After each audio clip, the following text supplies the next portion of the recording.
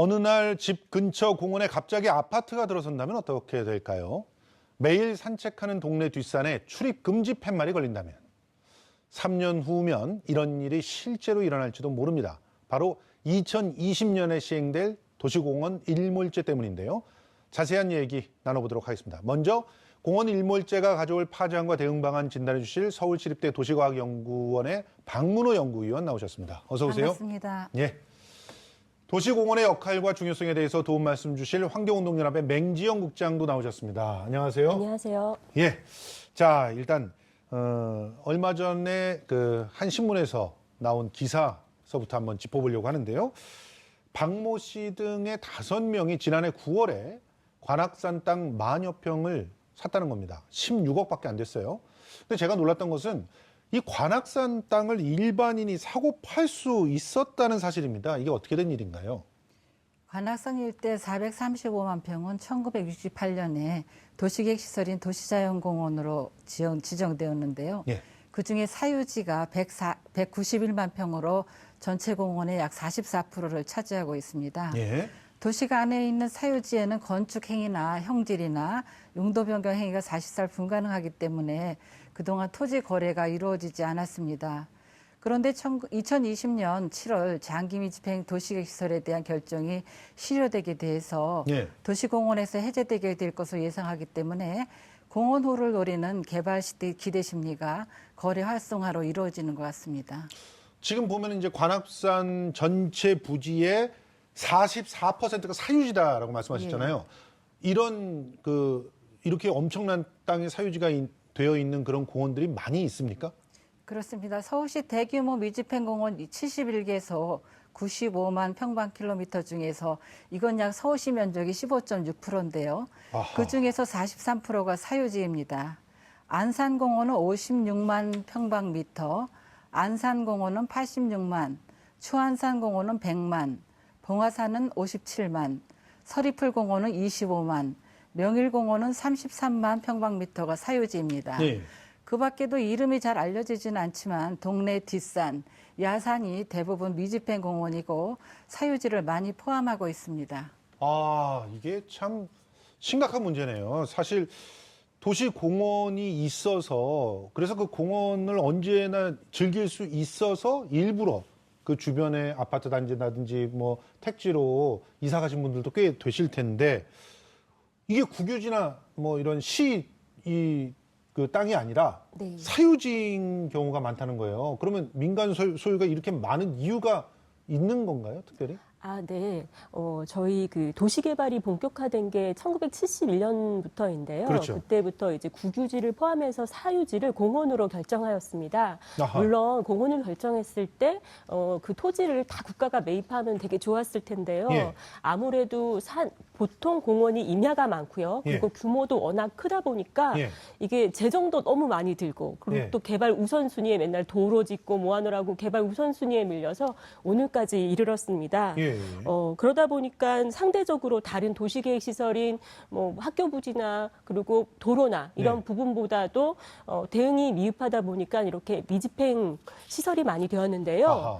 예, 이 미집행 시설은 60% 전체 미집행 시설의 60%가 공원이고요. 예. 그리고 전국 면적은 516제곱킬로미터인데요. 이거는 약 서울시 면적의 69%에 달하는 면적입니다. 전국에 그러니까 공원으로 이렇게 묶어놓은 게 71년서부터인데 그런데 그거를 그러니까 여기서 말하는 개발이라는 건 아파트나 이런 거 개발이 아니라 공원으로 잘 이렇게 만들어서 시민들에게 줘야 되는데 그걸 안 하고 있다가 이게 너무 오랫동안 묶여져 있으니까 이제 그것을 풀어야 된다라는 얘기가 나온다는 그런 얘기잖아요. 근데 그 면적이 서울시 면적의 무려 69%에 달하는 그런 전국 면적이 있고 네. 그 중에서 지금 보니까 주제공원은 반 그리고 전체 뭐 그 공원들 중에서 국립공원 같은 경우 보니까 한 40% 이렇게가 사유지라는 거 아닙니까? 결과적으로. 자, 그러면 이게 2020년 7월에 모두 일시에 해제가 돼버리는 겁니까? 아, 예. 지금 현행대로라면 그렇습니다. 이게 그 공원 일몰제가 도입된 예. 거는요, 99년도에 성남시에서 이렇게 공원 부지가 아니라요, 학교 부지로 예정되었다가 개발이 안 된 그 땅 소유자분들이 헌법소원을 제기하게 됩니다. 지금 공원도 아니고 원래는 예, 학교 예. 부지를 먼저 그렇죠. 소송을 했었군요. 학교 부지는 공원에 비해서 평지가 많고요. 예. 그리고 규모도 작다 보니까 그 재산권의 침해가 너무 심하다고 생각했기 때문입니다. 아, 그렇겠네요. 그래서 그 부분에 대해서 헌법재판소에서도 일부 인정을 했습니다. 예. 근데 이때 공원에 대한 것까지 동일하게 인정한 것은 아니고요. 예. 이렇게 학교 부지처럼 토지 지목이 대지임에도 불구하고 아무런 보상 조치가 없이 너무 장기간 묶어놓는 것은 재산권의 그런 토지 재산권의 공공성을 강하게 인정하더라도 이거는 좀 너무했다. 이런 식의 판결이었습니다. 예. 그래서 이것과 관련해서 2000년도에요. 바로 그 공원 일몰제 말고도 일몰제가 도입되기 시작했는데 다양한 2005년도에는 관련해서 다양한 보상 수단도 함께 마련되었습니다. 예, 예. 그런데 문제는 이명박 박근혜 정부 때가 가장 심각했는데요. 예. 10년 동안 정부 차원의 대응이 아무것도 없었습니다. 오히려 그 반대의 부작용들이 많았었는데요. 그나마 기존에 확보했던 보상 수단 같은 경우도 제대로 집행되지 않았고요. 예. 오히려 없애는 결과까지도 초래했을 그 뿐만이 돈을 아니라 그냥 안 주고 없애요. 아, 예. 도시공원구역이라든지 이런 다양한 예. 비재정적 수요를 할 수 있는 제도로 변화라든지 이런 것들을 모색했었는데요. 예. 이때 공원으로 똑같이 이용되는데 구역으로 전환돼서 다 재산상의 혜택을 주었었거든요. 기존 예. 정부에서는. 예. 근데 이 이명박 정부 때부터는 그걸 없앴습니다. 예. 예, 예. 그러면 불만이 더 심해졌을 거 아니에요? 그렇죠. 그것 때문에 훨씬 더 갈등이 심해졌고요. 예. 그리고 원래는 이게 지목이 대지에 한해서 대지에 한해서 집중적으로 좀 정부가 매입을 한다든지 헌재에서 그 부분을 위헌을 받았기 때문에요. 예. 그런데 그런 부분에 대해서도 일치하지 않고 예. 오히려 2009년부터 아파트 개발하고 연계해서 도시공원을 뭐 지켜보자 아니면은 아예 해제해라, 조기 해제해라 이런 아하. 식으로 해서 2015년부터 해제 가이드라인을 지방 정부에게 내밀고 그런 예. 식의 활동들을 해왔습니다. 아하. 그래서 오히려 헌법재판소는요, 그 뒤로 공원의 대규모 해제 사태를 우려하는 것을 판례에 나타내고 있고요. 예. 뿐만이 아니라 이런 대규모 해제는 헌법 취지와 상관이 없다. 이거는 입법자가 공원 일몰제를 만들었기 때문이다. 이렇게까지 이야기를 하고 있습니다. 따라서 헌법재판소 측에서. 그렇죠. 판례에서 지금 그 이후로도 계속 소송이 제기됐어요. 예. 그 부분에 대해서 헌재의 판결은 그러했고요. 그래서 정부는 지금이라도 늦지 않았다고 봅니다. 예. 적극적인 그리고 또 종합적인 대책을 마련하면 되거든요. 예. 다양한 보상 수단, 기존에 만들었던 것도 집행되지 않았던 것도 더 집행을 하면 되는 것이고요. 그리고 또 추가적인 다양한 종합적인 대책이 가능하거든요. 예, 잠깐 이거 좀 예. 정리를 해서 우리 시청자들이 좀 알아듣기 쉽게.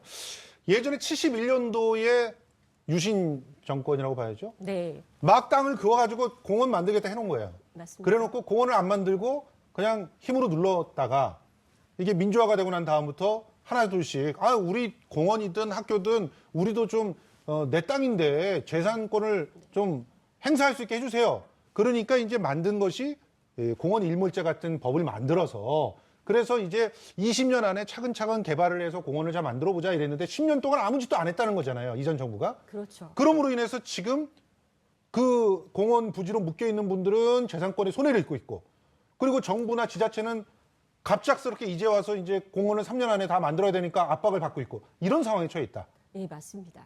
예. 자, 이 상황에서요. 관악산에서 땅 거래가 있었단 말이에요. 10,000평이나 됩니다. 10,000평이면은 얼추 잡아서 계산해도 아파트가 한 1,000가구는 들어갈 수 있어요. 근데 이곳을 슬그머니 3년 남겨두고 샀다. 이건 당연히 뭔가 개발하기 위해서 산 거다. 이렇게 볼 수밖에 없지 않습니까? 근데 도시공원에 대한 일몰제가 도입된 건 2015년이에요. 예. 이미. 그래서 왜냐하면 공원으로 쓸다는 계획이 없는 것은 예. 2015년 내에 일몰을 하게 돼 있었어요. 그래서 예. 서울은 한 평도 없지만 경기도 같은 경우는 여의도 면적이 3배에 이르는 887만 제곱미터가 해제되었죠. 잠깐만요. 요것도 정리를 해야 되니까 네네.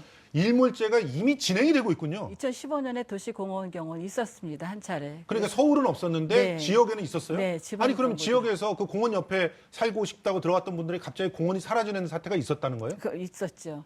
그래서 경기도 같은 경우가 바로 그 여의도 면적 3배 이르는 게 이미 있었고 예. 그중에서 용인시 같은 경우는 예. 벌써 해제돼서 공원 용지였던 것이 공장이나 주택 등으로 개발된 사례가 보고된 바 있습니다. 아, 이분들은 굉장히 손해를 입은 거 아닙니까, 그러면? 자기는 공원 옆에서 네. 아파트로 들어간 건데 옆에 공장이 들어서면 이거는 완전히 황당한 일이잖아요. 그렇죠. 문제가 많죠. 근데 이렇게 된 계기가 부동산 관련 회사들이 이제 예. 강의도 하고 그래서 어떻게 얘기를 하냐면 예. 도시공원 용지를 폐지한 거는 개발 제한 구역 폐지한 것보다 더 집가 상승 강도가 세다고 이렇게 얘기를 합니다. 그럴 수도 있겠죠. 그렇게 예. 얘기를 합니다. 그러니까 투자를 막 독려하는 셈이죠. 예. 그렇게 되다 보니까 땅 거래가 상당히 증가해서 예. 관악산 사태 같은 것이 이러한 사태와 좀 무관하지 않다고 생각하고 있습니다. 최근에 들어서 더욱 급격하게 이 소유권 변화가 있다는데 그걸 다 한번 좀 짚어보실까요? 차근차근히. 2005년부터 10년간 토지 거래 현황을 분석해 보면 예. 2011년에서 15년까지 토지 거래 증가가 약 4년간에 85%나 증가하게 됩니다. 85%나? 예. 예. 이러한 증가세는 2015년 이후에도 계속 이루어지고 있는데 예. 예를 들어서 2016년에 봉화산 내 임야 3만 6천 평이 거래가 된 바도 있습니다. 예. 거래되는 토지들을 자세히 보면 공원 경계부 위치에 있어서 접도 여건이 좋은 곳이고 그러니까 도로 옆에 있다는 거죠. 네. 예. 훼손지를 포함하고 있어서 비교적 개발이 용이해 보인다 하고 이미 누가 막 판단해- 이렇게 그렇죠. 파헤쳐놓은 곳, 예. 이런 곳들 옆에 네. 있으면 예, 예. 그렇게 묶어서 개발 할 수 쉽게 있을 들어갈 수 것이라는 있으니까. 판단을 예. 해서 사는 것이죠. 지금 관악산 거기가 주차장으로 쓰이고 거기도 있다는데 약간 그런데도 이제 그런데- 훼손돼 있는 거잖아요. 예, 예, 포함하는 거죠. 예. 그래서 2020년의 실효에 따라서 어떤 개발 가능성이 있지 않을까 하는 기대 심리가 예. 투기 목적의 부동산 투자로 이어지고 있는 것으로 보입니다. 아하. 그래서 이런 분들이 서울시에도 공원 해제 후에 개발되냐 아니냐는 것이 문의가 많이 있는 거로 알고 있는데요. 예. 실질적으로 공원이 해제되더라도 임상이 양호하거나 예. 경사가 높다던가 예. 또는 나무가 울창한 곳은 개발 행위가 사실상 불가능할 수도 있습니다. 그렇겠죠. 그래서 대부분의 서울시의 미집행 공원들이 사실 개발되고 남은 위의 땅들입니다. 예. 그렇다 보니까 개발 해제되더라도 개발 가능성이 좀 희박할 수도 있을 것으로 예상이 됩니다. 예. 그러니까 무조건적인 투자나 거래하는 것은 조금 자제하는 것이 좋겠죠. 알겠습니다. 도시공원으로 묶인 땅이 풀리면 땅 소유자 입장에서는 일단은 자유로운 개발이 가능해져서 좋은 일이겠지만 그 땅 주변에 살고 계시는 시민들의 입장에서는 반길 수가 없는 일이라고 보는데요. 일단 2020년 도시공원 일몰제가 시행이 되면 어떤 일이 일어나게 될까? 정세미 아나운서가 여러 가지 상황을 정리를 해봤습니다. 정세미 아나운서 정리해 주시죠. 네, 산자락 작은 주택에 살고 있는 A씨. 어느 날 상쾌한 공기를 마시려고 베란다 창문을 열었다가 깜짝 놀라고 맙니다. 울창한 숲은 온데간데 사라지고 갑자기 아파트 건물이 들어서기 시작한 건데요. 한 폭의 그림 같았던 베란다 경관을 이제는 다시 볼 수 없게 됐습니다. 오늘도 B 씨는 반려견과 함께 동네 뒷산으로 산책을 나왔는데요. 그런데 산책로 입구에 출입할 수 없게 철조망이 쳐져 있습니다. 그리고 빨간 글씨로 이런 팻말이 붙어 있는데요. 이곳은 사유지이므로 앞으로 출입을 금지합니다. 결국 B 씨는 반려견과의 산책을 포기하고 발걸음을 돌리게 되죠. 도심공원에서 여자친구와 데이트 약속을 잡은 K 씨는 설레는 마음으로 김밥과 또 과일 도시락을 만들어서 공원으로 향합니다. 그런데 이게 어찌된 일일까요? 공원이 폐쇄된 겁니다. 여자친구와의 추억을 간직한 공원이 사라진다고 생각하니 K 씨의 마음이 우울하기만 합니다. 2020년 공원 일몰제가 시행되면 우리는 곧 이런 상황을 맞닥뜨릴 수 있는데요. 시민들의 안식처인 도시의 숲과 공원을 지킬 방법을 하루빨리 마련해야겠습니다. 지금까지 아나운서 정세미였습니다. 네, 고맙습니다. 도시공원이 사라진다.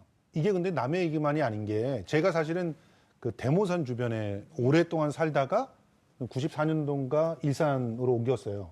그러다가 2007년인가 8년에 다시 대모산 주변으로 왔거든요. 가봤더니 예전에 못 보던 철책이 다 쳐져 있는 거예요. 그래서 철책을 잡으면서 등산을 하는 그런 일이 벌어졌단 말이죠. 근데 이런 일들이 주변에 많이 일어날 수 있다는 사실. 이걸 시민들이 많이 알고 계신가요? 여론조사 같은 통계들이 있습니까? 여론조사 결과 이 공원의 사유지가 해제된다는 것에 대해서 알고 있냐라는 물음에 예. 약 80%가 모른다고 답변을 했습니다. 저도 몰랐다니까요. 그렇죠. 대모사는 철책에 쳐질 줄 몰랐어요. 맞습니다. 예. 그리고 이렇게 공원이 해제된다면 자신의 삶에 어떤 영향을 미칠 수 있는가라는 질문에는요, 약 76%가 삶에 지대한 영향을 미친다는 예. 조사 결과가 있습니다. 아니 생각만 해봐도 지금 시민 10명 중에 8명이 모르는 상태인데 또 10명 중에 8명은 갑자기 사라진다면 굉장히 큰 어떤 영향이 있을 것 같다. 이렇게 얘기를 하고 있다는 것인데 그 지금 시민들의 삶의 질이라는 측면에서 보면 공원이 없어지는 건 심각한 문제 아닙니까? 네, 맞습니다.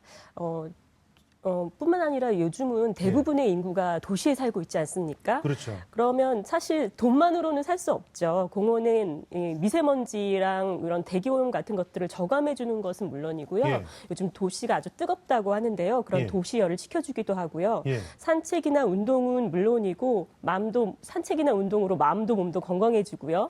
또 노점 카페로나 피크닉장으로나 그야말로 모든 사람에게 열려 있는 도시의 최고의 보물이라고 볼 수 있습니다. 사실은 제가 이제 개포동에서 살다가 막 바로 길 건너 양재동으로 이사를 가서 그 동네에 살면서 가장 행복한 게 앞에는 양재천, 뒤에는 구룡산, 대모산. 행복하시네요. 예. 그런데 여기가 갑자기 사라진다. 이렇게 생각하면 생각만 해도 진짜 끔찍한데요. 그런데 서울에서 자, 그럼 사유지를 사는 거예요. 그래서 애초에 공원으로 제대로 이렇게 개발을 하면 안 되는 겁니까? 근데 서울시의 그 장기 미집행 도시계획 시설은 135건에 98만 평방키로가 있고 예. 그 중에 95만 평방키로가 공원이 차지하고 있습니다. 예. 근데 미집행 그 공원을 사유지를 보상하기 위해서는 공시지가 기준으로 약 12조 원의 예산이 필요합니다. 12조 원이요? 공시지가 기준으로요. 그러니까 서울시는 2002년부터 16년간 장기 미집행 공원 용지를 한 126만 평을 사는데 예. 1조 7,500원을 억 원이죠. 예. 연평균 약 1,169억 원씩을 투자해 왔습니다. 예. 앞으로도 공원 용지, 공원 이용이나 난개발 방지 등을 위해서 약 1조 원 정도를 예산을 더 투입할 계획인 것으로 알고 있습니다. 그래서 다른 지방 정부는 이만큼도 못해서 공원 관계자들이 서울시를 부러워합니다. 그러니까 다른 데보다는 많이 투자하는 편인데 그러나 아까 말씀하셨듯이 12조 원이라는 상황이 되면 아직도 전체 미집행 해소를 한다는 것은 어려운 상황이라고 할 수 있습니다. 10분의 1도 안 돼요. 예. 1조 원의 예산이 있다고 해도 10분의 1도 안 되는 거예요. 네네. 아니 그런데 서울시에서 그동안은 사실 뭐 물론 지금 1조 7천억 정도를 썼다 얘기하지만 이게 16년간 1조 7,500억이면 너무 적게 쓴 거 아닙니까? 지금 뭐 무슨 세빛 둥둥선 만드는데 막 몇백억씩 쓰고 이런 거에 비하면은 진짜 너무 적게 쓴 거 아닌가요? 저도 상당히 적다고 개인적으로 생각하고 있습니다. 근데 이제 서울시 공원의 형상을 잘 살펴볼 필요가 있는데 지금 아나운서님, 사회자님 말씀하신 대모산 같은 도시자연공원입니다. 그래서 외곽 주변에는 도시자연공원이 약 76%를 차지하고 있고요. 내부에는 좀 큰 거, 그러니까 양재동 같은 말죽거리 공원 같은 것들이 근린공원으로 24%를 차지하고 있습니다. 그래서 이것들이 대부분 자연 상태의 그런 임야가 되겠습니다. 그래서 다 사는 것보다도 이것이 실효될 경우에 어떻게 대응할 수 있는지 또는 관리 방안이 무엇인지를 서울연구원 등과 함께 연구를 계속해 왔습니다. 그리고 실질적으로 시의회와 그 행정부처들이 공원일몰 TF를 운영해서 국비 지원이라든지 국유지 실효 제외라든지 무상 양효 등의 의견을 정리해서 중앙정부에 건의한 바도 있습니다. 또 도시자연공원구역이라고 이제 지금 말씀하신 대모산 같은 것들 그것을 도시자연공원구역이라는 걸 변경하는 문제가 논의되고 있는데 이런 것이 구역으로 갈 경우 사유지 가신 분들한테는 어떤 재산세 감면 혜택을 줬으면 좋겠다는 제도 개선 사항 등을 시민단체 등과 함께 국회 등의 법 개정을 요구하고 있는 상태입니다. 또한 이제 사유지를 공원처럼 사용할 때, 그러니까 공공에 빌려주는 거죠. 토지 그렇죠. 사유지 같은 거. 그런 분들이 빌려줄 때 재산세를 비과세해주는 혜택이 있는 제도가 있는데 녹지 활용 계약이라는 것이 현재 제도로 있습니다. 그래서 이것을 약 30만 평까지를 늘렸습니다. 그래서 민간 협력 방안을 지금 강구하고 있는 셈이지요. 그래서 그 공원을 유지하기 위해서는 임야를 모두 산다는 것은 현실적으로 약간 불가능하니까. 불가능하겠죠. 예. 그래서 민간 협력을 해서 적극적으로 문제를 해결하자고 하는 것이에요. 예. 근데 실제적으로 공원용지 소유주를 보면 대학교나 중중이나 토지가 크거든요. 사유지 규모들이. 예. 그래서 그런 분들이 상당히 많기 때문에 소유권을 변경하지 않고 예. 그러니까 공원 같은 경우는 사기 때문에 토지권이 변경할 거 아닙니까? 무슨 말인지 알겠습니다. 그렇지 않고 함께 쓰려는 그런 사례를 늘려가고 있는 상태가 되겠습니다. 뭐 종중이라든가 대학교나 이런 데는 사실 팔기도 뭐 어렵죠. 난개발을 네. 할 네. 네. 생각은 별로 네. 없을 테니까 네. 네. 그런 데하고 같이 협약을 맺어가지고 네. 대신 뭐 세금 좀 감면해주고 네. 네. 서로가 함께 쓰는 방법 좀 네. 모색해보는 네. 그런 거라는 건데 네. 그런데 뭐 얼마 전에 홍대 그 뒷산에서 있었던 일 보면은 뭐 그것도 뭐 원활한 일인 것만은 아닌 것 같아요. 근데 일단 나라는 뭐 하는 겁니까? 나라에서 좀 도와주면 좀 그 지자체들이 좀 힘을 덜 수 있잖아요. 지자체는 예산이 얼마 없잖아요. 예, 맞습니다. 이거를 지방정부에게 맡긴다는 건 정말 말도 안 되는 거죠. 예. 그리고 현행 공공녹지법에도 국고보조가 가능하다라는 조항은 있습니다. 예. 하지만 국고보조가 실질적으로 이루어지려면은요, 예. 국고보조금 관련 법령을 개정해야 되는데요. 예. 그리고 기획재정부도 예산을 편성해야 합니다. 예. 그런데 이런 부분들의 움직임이 지금까지 일어나고 있지 않은 것이 문제입니다. 저희도 예. 많이 압박을 하고 있는데요. 예. 이 부분과 관련해서도 저희가 그래서 국민들에게도 홍보도 하고 예. 그리고 지방정부도 같이 참여해서 적극적으로 운동을 벌일 예정입니다. 아니 근데 4대강처럼 국가 정책 과제다 이래 부르면 되잖아요. 그러면 정말 좋죠. 네. 강 파헤치는 데는 22조를 그냥 순식간에 썼는데 맞습니다. 11조밖에 안 되는데 서울시 다 해서 맞습니다. 참 안타까운 생각이 자꾸 드는데요. 자, 일단 국토교통부가 2009년에 비용 문제 해결을 위해서 아이디어를 냈다 그러는데 이건 어떤 내용입니까? 네, 그 내용은 공원 5만 제곱킬로미터 이상의 공원에 대해서요. 예. 30%는 민간이 뭐 아파트 같은 거 개발하고 70%는 대신 기부 퇴납하라는 그래서 이익을 가져가라 그런 제도입니다. 아니 근데 그러면 결과적으로 공원을 70% 정도로 좀 줄이고 나머지는 난개발을 해도 된다는 얘기 아니에요. 그런데 맞습니다. 그 개발 이익도 굉장할 텐데 만약에 사실은 70%를 기부 체납한다 하지만 그 기부 체납한 곳에 네. 단지 그 공원만 들어오지 않을 수도 있겠고 기부 체납의 용도에 따라 뭐 그렇죠. 문화예술 시설이 들어온다든가 물론 체육 맞습니다. 관련 시설을 들어온다든가 이렇게 네. 하면서 나머지 30% 개발하면 엄청나게 이득이 될 것 같은데요? 예, 실제 그렇습니다. 그래서 공원의 기능 자체를 굉장히 훼손할 뿐더러요. 예, 예. 그리고 사실 사유재산권 침해 문제 때문에 이렇게 공원 일몰제가 도입되기 시작했는데 거기에는 국공유지, 사유재산권과 상관없는 국공유지도 전체 평균 25%나 포함되어 있습니다. 예, 예. 뿐만 아니라 아까 말씀하신 것과 같이 이게 그 정말 아파트로 개발하기 좋은 땅, 도로 예. 접근성이 좋고 예. 정말 공원으로 이용하기 최적의 그런 평지 있잖아요. 그런 예. 데가 바로 개발의 1순위가 되는 거죠. 예. 그러면서 토지주들은 다시 강제 수용을 받게 되는 것이고요. 그리고 그 관련해서 아주 그 아파트 개발 밀도도 사업 부지마다 제각각입니다. 예. 그래서 정말 사업 타당성이 있는지 이게 특혜인지 공공성이 예. 있는지 이건 지방 정부가 지금 해결할 수 있는 정도가 아닙니다. 예, 그렇습니다. 자, 민간에 맡겨보자니 공익성 떨어지고 또 직접 개발하자니 돈이 없고 당장 발등에 불 3년 안에 해결해야 되는데 참 난감한 일인데요. 그런데 지금 사유지 소유자들의 마음은 정말 또 아플 것 같아요. 71년도부터 묶인 분들이 있을 거 아닙니까? 그러면 이거는 뭐 엄청나게 그 속이 상하실 텐데 해외에서는 이런 부분들에 대해서 재산권에 대한 보상이나 이런 거 하는 사례들 없습니까? 그런 사례들 많이 도입해서 우리가 진행을 하면 되지 않나요? 현재 그 공원용지, 장기 미집행 공원용지 토지 소유자들은 예. 재산세로 50% 정도 감면을 받고 있습니다. 예. 그 제도가 이제 2018년 말이면 소멸이 되는데 예. 이렇게 사유재산을 가지고 그 공공적 필요, 공원으로 예. 쓸 경우에는 직간접적으로 보상을 해줘야 되고 그런 조치가 계속적으로 되어져야 되는데 예. 외국 같은 경우는 사실은 그 토지를 매입하는 문제가 되면 사정이 다 달라서 예. 어느 선진지국도 돈을 많이 투입하지 못합니다. 예. 사정을 보면. 근데 미국이나 영국 같은 경우는 개인들이 기부나 헌납해서 자연환경을 보존하는 제도가 많이 있고 트러스트 같은 것이 예. 활성화돼 있는데 예. 우리나라는 사유재산에 대한 의식이 강하지 않습니까? 예. 근데 일본 같은 나라도 우리와 같이 그 도시계획 시설로 조정하는데 거기는 일몰제가 없습니다. 아. 그래서 공원을 지정해 놓고 일본 정부가 이번에는 이만큼을 조성해서 공원으로 개설하고 언제까지는 이만큼 하겠다는 그런 개원 계획이 면적을 있으면, 늘려가면은 예. 됩니다. 아, 근데 우리는 그렇군요. 일몰이 가면서 2020년에 끝나버린 것이지요. 이 일몰제를 그러니까 그 도입했던 그 국회의원들을 좀 따져봐야 네, 되겠네요. 취지에서 그거는 뺐어야 되는데 예, 예. 애매한 도로 판결하다가 대지 판결하다가 임야가 예. 들어간 그런 경우가 되죠. 아, 그리고 안타깝습니다. 혜택은 그 어떤 실패의 사례는 임야가 가져야 되는데 근데 예. 일본 같은 경우도 보면 그러면 도시에 있는 녹지를 보존하기 위해서는 다양한 제도를 지역제 녹지라는 걸 쓰는데 예, 예. 그때 세제 혜택이 재산세 감면, 상속세, 뭐 이런 양도세 감면 같은 거, 그러니까 제약의 강도에 따라서 다양한 세제 혜택을 주기 때문에 우리가 예.